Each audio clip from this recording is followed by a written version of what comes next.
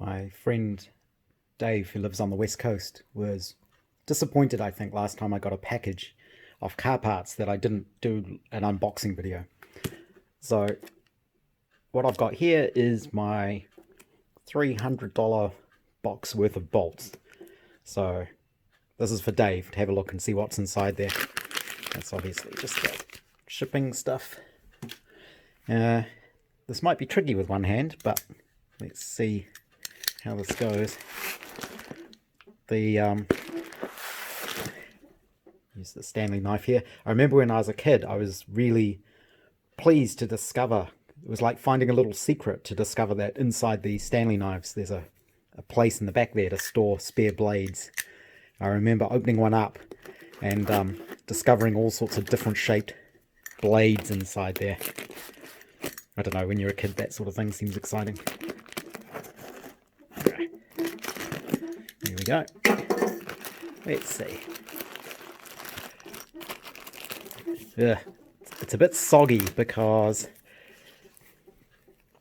it was left outside yesterday and it was raining, so I figured everything would be in bags, and it's all nuts and bolts anyway, which are all falling out.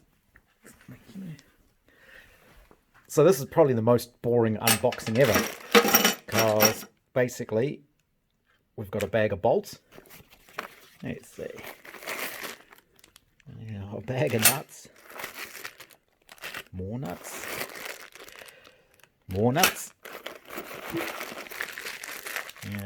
Lots more nuts. Some more bolts. Again, bolts. And bolts. And surprisingly, some bolts. That's basically it. So, like I say, not very exciting, but these are all the critical things I need. Although, saying that, some things seem to be missing, which is a bit of a worry. Because I'm sure in here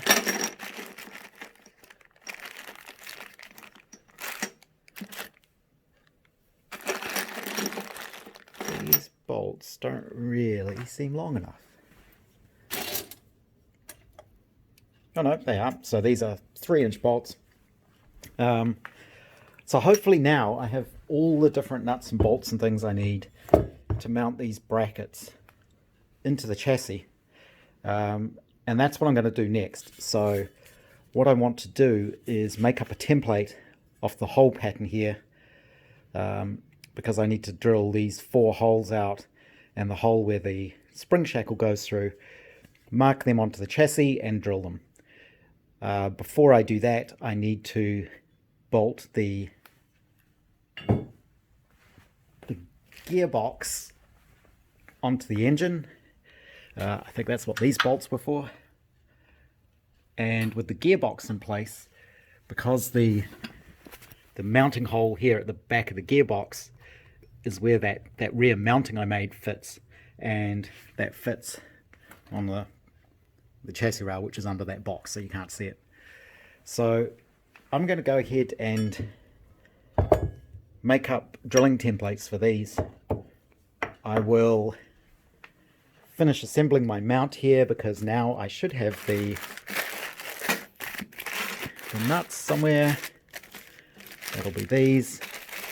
These are the nuts I need to go on the bottom there. I'm going to buy all of the washers and spring washers and things separately, because I can get those locally, so that saves in the shipping. But there'll be bolts in here, which are the bolts that go through these other holes. In fact, they may still be those ones. I think they should. They should probably pass through that. I think it's those ones, maybe smaller ones. And then I can bolt all of that into the car and start making some progress. After unboxing my bolts, I was able to actually make some progress on this car. And actually I've reached quite a bit of a milestone. With one small job, a whole bunch of things suddenly fall into place. So what I've done now is, because I've got the bolts, I was able to actually fit the engine brackets. And you can see now how the bracket is bolted into the chassis rails here. And on this side, this one casting is the engine mount, so the engine's sitting on here, the rear shackle hanger, and this is actually backwards at the moment, I think.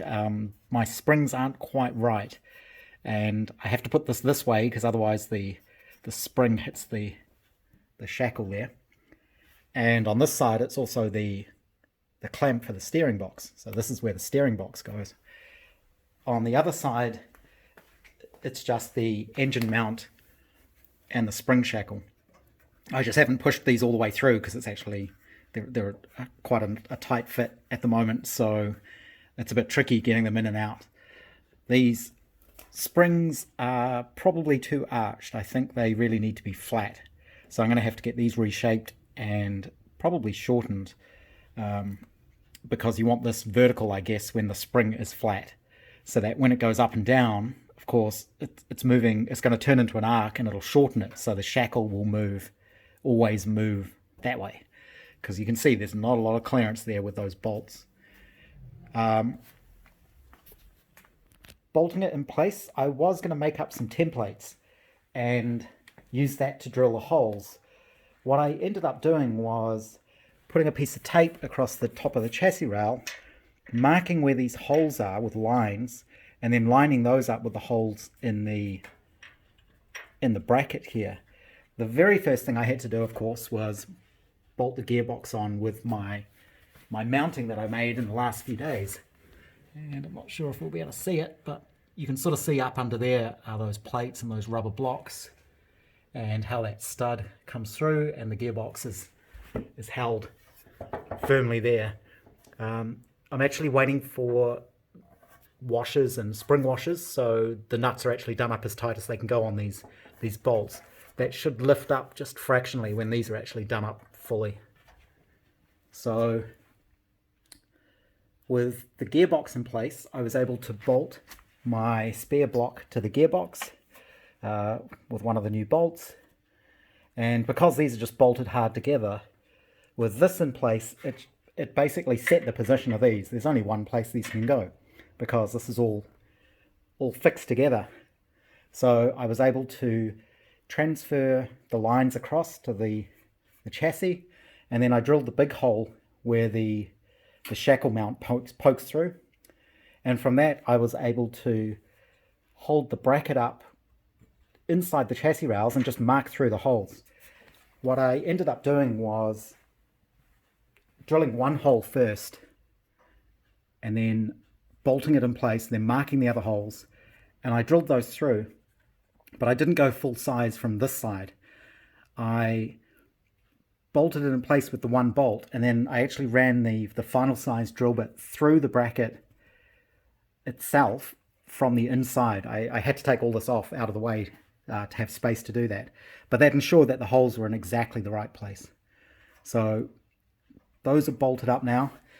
The other thing I found, which was a bit strange, was this engine mounting bar is it's a steel bar that actually passes all the way through the block. You can see the tube there.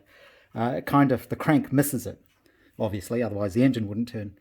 But this is a solid bar.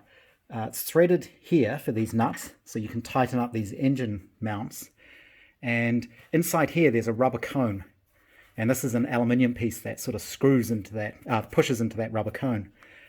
And this bar is threaded up to a point, and then it's just plain where these trunnions are. So these two trunnions have to push hard up against the threads. So it can't go over the threads, of course. What I found when I first did this is this chassis rail was actually in a little bit too far. When I measured it across the front here, it was actually wider than when I measured it across there. And that matched up the fact that this trunnion was sitting on this chassis rail by about 1/8 of an inch, maybe 3/16 of an inch. What I ended up having to do was, using a bottle jack, I had to push those rails apart just fractionally. And there's an awful lot of spring in them. It's very springy steel, very flexible. So I had to push them apart and go over the size I wanted, and then it sprang back, and then it set into the position I wanted, so that I could actually get this home and get these bolts through. So because this is a solid bar all the way across the chassis rails, that gives you another point of stiffening across the front of the car, you know, as well as this tube here.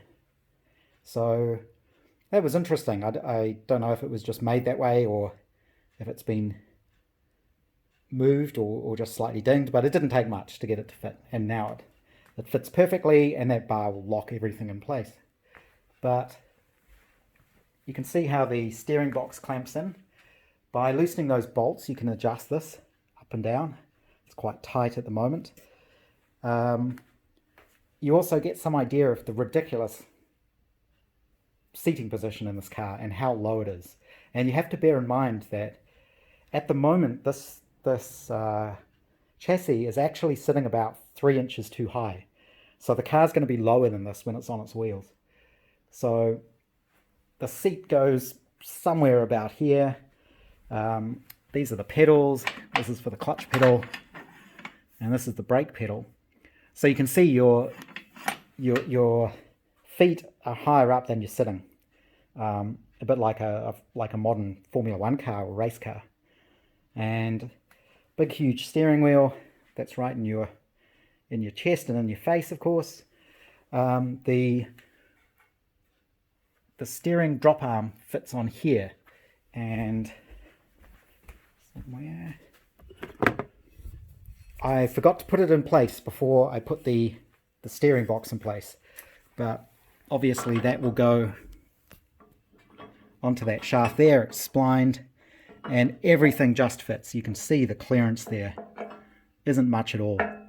So I really need to, I'd have to take this off, fit this, and then put this all back to be able to get that in place, because obviously you can't do it when it's all mounted in there. But that's a really, really big milestone.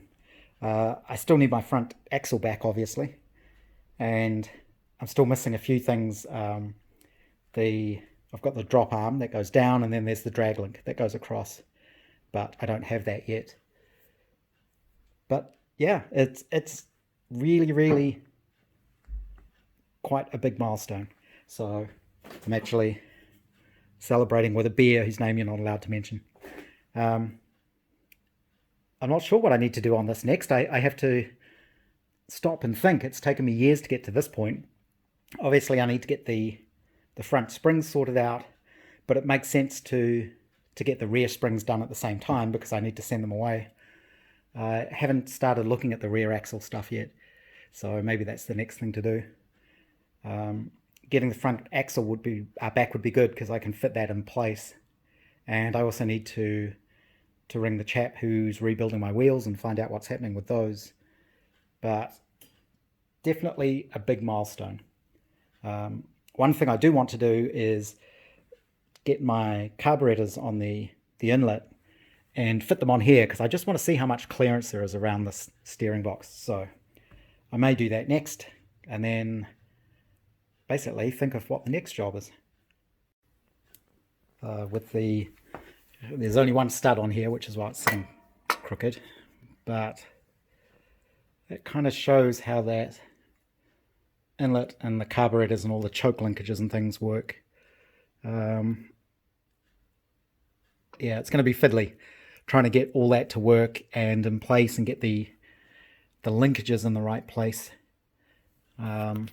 Really, I want the choke lever to pull that way, but at the moment it's pulling that way. Although if you're using a cable, you could sort of route it around.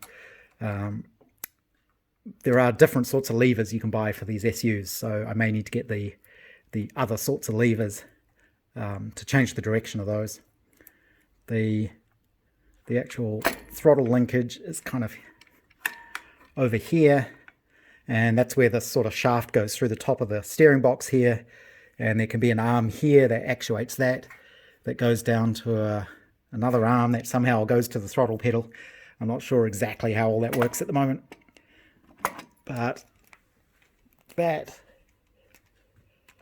is starting to look a bit more like a car. I did remember the next thing I need to do. Now I've got the bolts, I can look at assembling the clutch, and then I can take all of this clutch assembly and flywheel, all the rotating parts of the engine, and get them balanced. And then I can start looking at reassembling the engine with the cleaned up block and start going from there.